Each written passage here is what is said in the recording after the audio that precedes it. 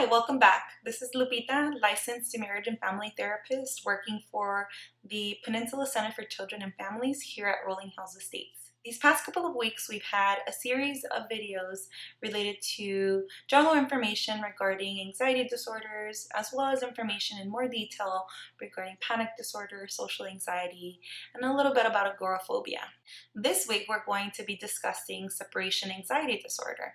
I will be discussing a little bit of information regarding the difference between separation anxiety disorder and very typical separation anxiety that's experienced in children.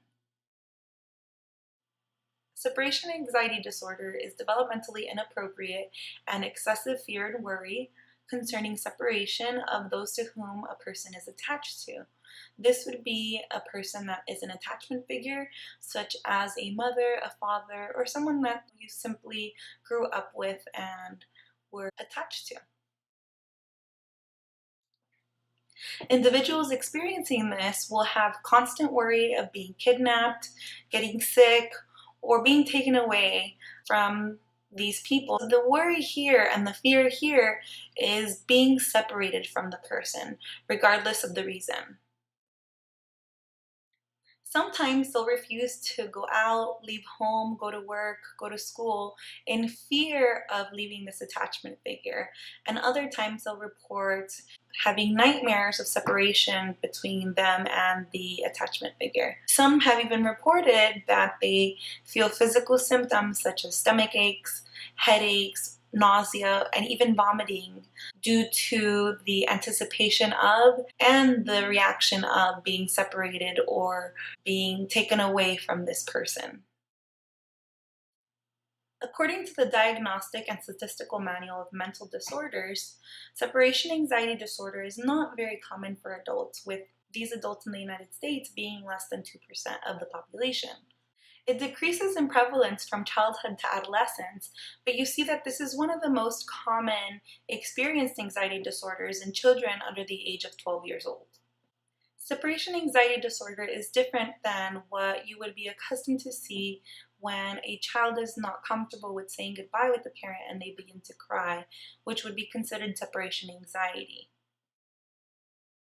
Separation anxiety is a normal part of development, and you see this a lot with children who have a hard time regulating their emotions when their attachment figure leaves the room. However, the difference here is that they do not have a constant worry or fear that really just interrupts their normal functioning.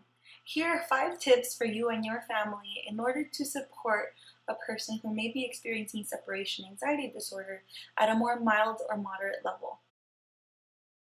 You can educate yourself on separation anxiety disorder, the symptoms, the frequency, and how to be able to help, like you are right now, in order to really gain empathy towards these symptoms and maybe not have this irritation or frustration with your loved one.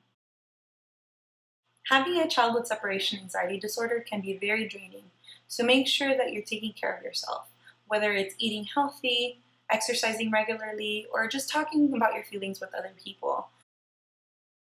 Another thing that you can do is remain calm.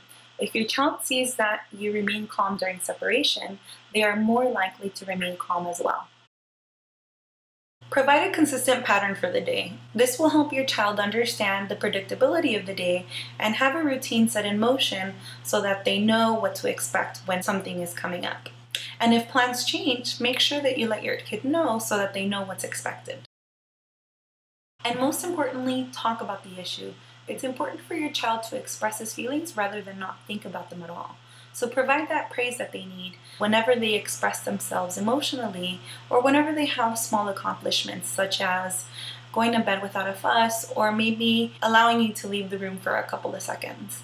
Something as small as that can give you the opportunity to provide that positive reinforcement that can help your child truly enjoy and recognize the small accomplishments that they made for the day.